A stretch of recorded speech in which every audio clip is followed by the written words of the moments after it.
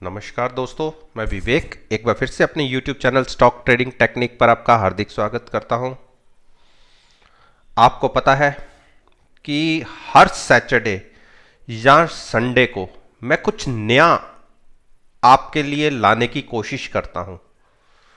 उसी सिलसिले में मैं आज एक ई पेपर है, आपने नाम सुना होगा, द फाइनेंशियल एक्सप्रेस, उसके आज के एडिशन को मैं देख रहा था और मुझे एक ग्लोबल इकोनॉमी के ऊपर एक आर्टिकल दिखा जो 18 तारीख को भी पहले पब्लिश हो चुका है, लेकिन आज फिर इसके ऊपर ये आर्टिकल था। ये मिस्टर मोहम्मद महबूद हैं, उन्होंने ये आर्टिकल पब्लिश किया था। तो मैं उनके आर्टिकल को स्टडी कर रहा था। अगर हम इस आर्टिकल के हिसाब से वर्ल्ड इकोनॉमी को देखें तो अभी हम ये कह सकते हैं अभी तो ये चीजों की शुरुआत हुई है। शुरुआत इन द सेंस, मैं आपको एक उदाहरण के साथ बताता हूं कि जैसे कभी कोई साइक्लोन जैसे समुद्र के अंदर आते हैं, हमें पहले पता होता है कि ये हमारी टेरिटरी को हिट करेगा, हम उसके अकॉर्डिंगली कुछ मेजर्स लेते हैं। अपने जो लोग होते हैं उनको एक जगह से दूसरी जगह शिफ्ट किया जाता है, कुछ मेजरी स्टेप्स लिए जाते हैं, और उसके बाद जब वो चीज हिट करती है और जब वो साइक्लोन हमारी टेरिटरी से गुजरता है तो हम ये नहीं देखते कि नुकसान कितना हुआ है, हम ये देखते हैं कि बचा क्या है। कौन कौन लोग सरवाइव कर गए जो हमारे अकॉर्डिंगली नहीं चले। तो बिल्कुल उसी हिसाब से जो आज की सिनेरियो के अंदर कोरोना फैक्टर ने ग्लोबली इकोनॉमी में एक आतंक मचाया हुआ है, और जिसकी शुरुआत हमें पहले ही पता लग गई थी नवंबर, दिसंबर, जनवरी में कि ये हमारी टेरिटरी को भी हिट कर सकता है। उसके अकॉर्डिंगली हमने मेजर्स लिए, अपने आप को सेफ्टी करने की कोशिश करी। अब हम कितने कामयाब होंगे ये अगला 1 महीना बताएगा, लेकिन इतना सब करने के बावजूद भी हमारे यहां भी केसेस बढ़ रहे हैं, जो एक डराने वाला पॉइंट है। अब जब ये सब कुछ बीतेगा उसके बाद हमारे कंट्री को क्या नुकसान हुआ है इकोनॉमिकली, वो बाद में बैठ के अंदाजा लगाया जाएगा। लेकिन एक फ्यूचर की प्रेडिक्शन को देखते हुए कि फ्यूचर में क्या होने वाला है, हम पहले उसमें एक अंदाजा लगाने की कोशिश करते हैं। और अगर हम केवल उसी अंदाजे के हिसाब से चलें या ये माने कि यहीं तक वर्स्ट होगा, तो वो भी सब कुछ चौंकाने वाला है। हम इतनी बड़ी मंदी के आगे खड़े हैं कि आप सोच भी नहीं सकते।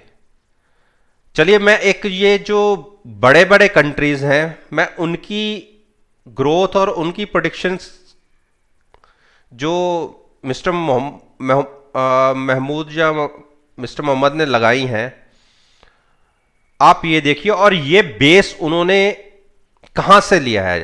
ये इंटरनेशनल मॉनेटरी फंड है, जो उनका सर्वे है। उसके बाद उन्होंने ये कंक्लूजन निकाला है। आप देखिए, जो यूनाइटेड स्टेट्स ऑफ अमेरिका है, जिसकी जो इकोनॉमी जीडीपी है तकरीबन $22.5 ट्रिलियन की है। वर्ल्ड वाइड जो इकोनॉमी है वो $106 ट्रिलियन की है, और उसमें तकरीबन ये कह सकते हो 18% का पार्टिसिपेशन केवल यूनाइटेड स्टेट्स अमेरिका का है, जो ग्लोबली सबसे ज्यादा हिट हुआ है। आप ये देखिए, जो 2019 की जो इनकी ग्रोथ थी, जीडीपी ग्रोथ, वो 2.3% थी। और जो इस साल की है -5.9। अब आप समझेंगे कि ग्रोथ माइनस में कैसे हो सकती है, इसका फंडा भी मैं आपको बताता हूं। यानी अगर हमने कोई कमाई नहीं की, जीरो कमाई है, और 10 रुपए खर्च कर दिए अपनी सेविंग्स के अंदर से में भी, अब सेविंग तो कम हुई हुई, लेकिन उसमें से जो 10 रुपए खर्च करे अपने सर्वाइवल के लिए, वो माइनस में गए। यानी पहले जो कमाई करेंगे पहले उस 10 की पूर्ति करेंगे, उसके बाद हमारी फर्दर ग्रोथ होगी। तो ये होती है नेगेटिव ग्रोथ। अब आईएमएफ ने प्रोजेक्ट किया है कि 2021 में इसकी ग्रोथ 4.7% रहेगी, और अगर आप दिमाग लगाएंगे तो ये ग्रोथ भी नेगेटिव है। यानी 100 रुपए में से 6 रुपए तो यहां हम कम हो गए, और जब 94 में ग्रोथ होगी 4.7% की, तो हम 100 पे तो तब भी नहीं आए। तो ये ग्रोथ भी नेगेटिव ही है एक तरीके से 2019 के कंपैरिजन में। जो आईएमएफ का एक प्रिडिक्शन है 2021 में भी 2019 के प्राइसेस नहीं आएंगे। इसको इस तरीके से समझिए। आप देखिए पूरे European countries, Germany -7%, France -7%, Italy 10%, Spain 8% minus growth. और उसके अगले साल जब ये पूरी ग्रोथ कर लेंगे इनके अकॉर्डिंगली भी, तब भी ये 2019 के प्राइसेस मार्केट में नहीं होंगे। तो आप ये मान के चलिए कम से कम 2 साल के लिए तो हम काफी बड़े रिसेशन की तरफ खड़े हैं। अगर आईएमएफ ने देखा जाए तो आईएमएफ ने एक चीज जो एशिया के लिए बोली है, एशिया में आप चाइना देखिए,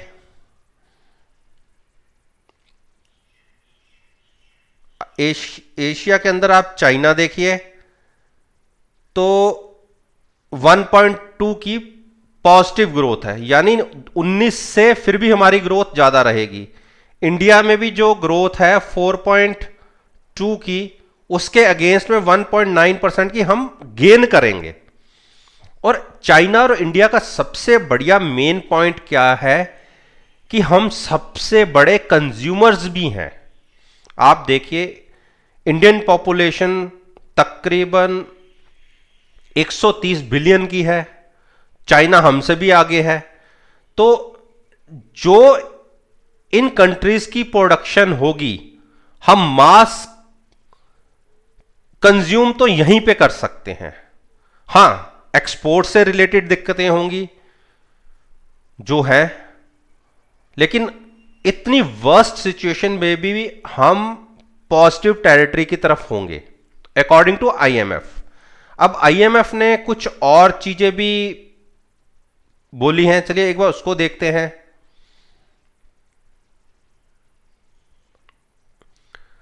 अब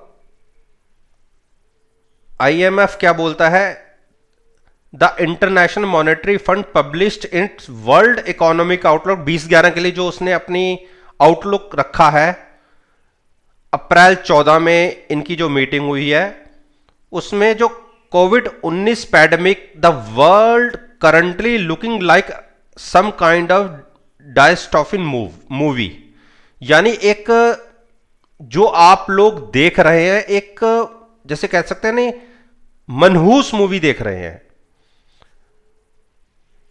विद खाली गलियों से की, विद एम्प्टी स्ट्रीट्स, खाली गलियां, hundreds of million people in lockdown, जो घरों में बंद है, प्रोडक्शन फैसिलिटी बिल्कुल शट डाउन है, शॉप्स के शटर बंद है, जहाज है ग्राउंडेड है। जैसे अबंडेंट का मीनिंग मान लीजिए कि जैसे टूटी फूटी जगह पे खड़े हैं जहां पे कोई आता जाता ना हो,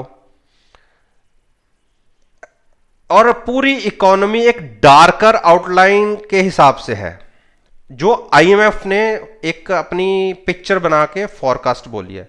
और आईएमएफ प्रिडिक्ट करता है globally economy will be in the worst shape then it was in the during the great depression 1929-33 के अंदर।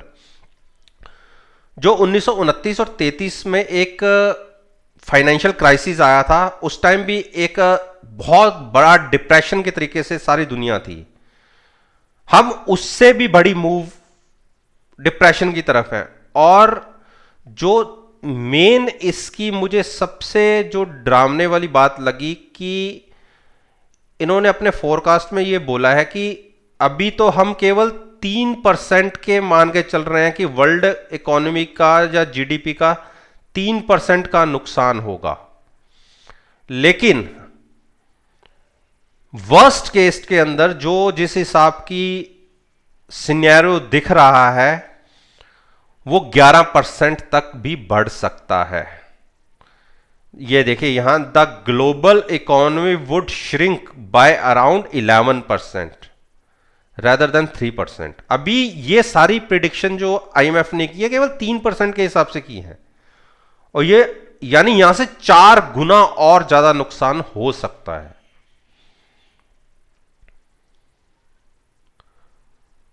बाकी जो आप ये देखिए, अगर ट्रिलियन वाइज देखा जाए तो 103 या 106 ट्रिलियन की जो वर्ल्ड इकोनॉमी है उसमें जो अभी तक जो अकॉर्डिंग टू 3% के हिसाब से मान रहे हैं, तो उसमें तकरीबन $9 ट्रिलियन का नुकसान वर्ल्ड जीडीपी को देखा जाएगा।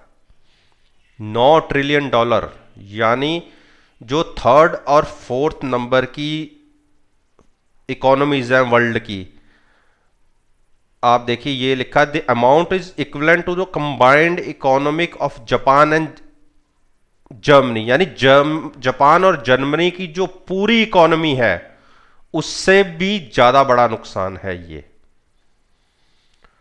तो होप करनी चाहिए कि सब चीजें सही हो जाएं। अगर आईएमएफ के हिसाब से भी सही हो जाए तो भी हम ये मानते हैं कि हम एक बहुत बड़े संकट से निकल गए। लेकिन अगर ये सिचुएशन और बड़ी हुई तो मुझे नहीं लगता कि हम 3-4 साल इस मार्केट से निकल पाएंगे, इस जो डिप्रेशन से निकल पाएंगे। और मेन हमारी इकोनॉमी को क्या नुकसान हुआ है, जब वो सब चीजें ऑपरेशनल होंगी, गवर्नमेंट उसको एनालाइज करेगी कि हम कहां खड़े हैं, वो तभी पता लग पाएंगी। बाकी अब इंडियन कंपनीज के भी रिजल्ट थर्ड क्वार्टर के आने शुरू हो जाएंगे। आप देखिए हम तकरीबन लास्ट के 10-12 दिन में शट डाउन हुए हैं मार्च क्वार्टर के लिए, लेकिन उसके बावजूद भी वो 10-12 दिन ही उनके लास्ट क्वार्टर में इतना बड़ा इंपैक्ट डालेंगे कि इनके प्रॉफिट्स आप देखिए कितने कम हो जाते हैं। और नया फाइनेंशियल ईयर है, उसमें तो आप भूल ही जाइए कि कोई कंपनीज की नेट प्रॉफिट तो छोड़ दीजिए, सेल्स भी नहीं दिखेंगी। तो इस सिनेरियो के अंदर अगर हमारी स्टॉक मार्केट ने अगर हल्की सी 10% या 15% की मूव अपसाइड की दिखा भी दी, तो इससे ये नहीं है कि सब चीजें सही हो गई। आज भी हम अगर 2015-16 के रेट देखेंगे, क्या जिस हिसाब से हमारी इकोनॉमी उस टाइम थी क्या आज है? उस टाइम तो हम फिर भी सारे साल के अंदर कुछ काम कर रहे थे, अब तो हम बिल्कुल शट डाउन है। तो हमारी शेयर मार्केट उस प्राइस से ऊपर कैसे है? तो ये सारी चीजें स्टॉक मार्केट में इन्वेस्ट करने से पहले ध्यान में रखनी बहुत जरूरी है। आप देखिए एफपीआईज केवल पिछले मंथ के अंदर ही 125 लाख करोड़ का, 1.25 लाख करोड़ का, मैं फिर कह रहा हूं 1.25 लाख करोड़ का माल बेच के निकल गई हैं। अपने पैसे की सिक्योरिटी उन्होंने भी सबसे पहले रखी। डेट फंड्स के अंदर पैसा लग रहा है, दुनिया भर के सेंट्रल बैंक गोल्ड के अंदर प्राइस अपनी होल्डिंग बढ़ा रहे हैं अपने रिस्क को मिनिमाइज करने के लिए। तो एक थोड़ी सी बड़ी मूव के बाद अगर हम अपनी थिंकिंग ये कर लें कि यहां से सब कुछ ठीक हो गया है और मार्केट बहुत अच्छा कर देगी, अगर आज इसका कोई रिजल्ट निकल भी आए, मैं फिर कहता हूं कि अगर आज इसकी कोई मेडिसिन मार्केट में आ भी जाए, तो भी जो नुकसान हम अभी तक देख चुके हैं इसकी भरपाई में 2 साल कम से कम लगेंगे। कंपनीज को वहां तक पहुंचने के लिए, उनके प्रॉफिट्स को वहां तक लेने के लिए, कंजम्पशन के लिए कि जो कंपनीज बनाती हैं उसके कंज्यूमर्स मिलने के लिए अभी मान लीजिए कि 2 साल कम से कम लगेंगे। बहुत जॉब्स जाएंगी, बैंकों पे बहुत बड़ा प्रेशर आएगा, लोग अपनी ईएमआईज नहीं भर पाएंगे, नए लोन्स लेने से डरेंगे, बैंकों को अब जो उनके पास कैपिटल लोगों की पड़ी है उस पर इंटरेस्ट भी देना है। तो जो फर्स्ट क्वार्टर होगा वो बहुत बड़ी पिक्चर क्लियर कर देगा। तो इसलिए स्टॉक मार्केट में अगर आप ट्रेड कर रहे हैं तो संभल कर, दोनों स्टेप इकट्ठे मत उठाइए। एक स्टेप को जमीन पर रखकर दूसरे स्टेप को तभी हवा में रखिएगा कि वो कहां रखना है मुझे। चलिए, आप सभी जानते हैं कि ये जो मैं आपसे डिस्कस करता हूं ये केवल और केवल एक अपनी नॉलेज शेयर करने के लिए, या जो भी मुझे दिखता है वो मैं अपने व्यूअर्स के साथ शेयर करता हूं। और इसमें कोई भी व्यू लेना हो तो अपनी समझदारी के साथ ही लेना, ऑफ द मार्केट ही लेना, पेपर पर लिख कर लेना। तो चलिए, जिनको मेरी ये रिसर्च अच्छी लगी या मेरा ओपिनियन अच्छा लगा वो मेरे साथ मेरे YouTube चैनल पर डायरेक्टली जुड़े, और यकीन मानिए आपको बहुत प्रॉफिट होगा या बेनिफिट होगा। और जिनको मेरी पास्ट परफॉर्मेंस देखनी है वो मेरे YouTube चैनल पर जाकर मेरी अपलोड की हुई प्लेलिस्ट को देखें, और साथ में जो मैंने रिजल्ट्स की वीडियो भी अपलोड की है उसको भी एनालाइज करें। आप देखिए 98% से अबव मेरे प्रॉफिट्स हैं, जो परसेंटेज है। चलिए, इसी बात के साथ मैं आपसे विदा लेता हूं।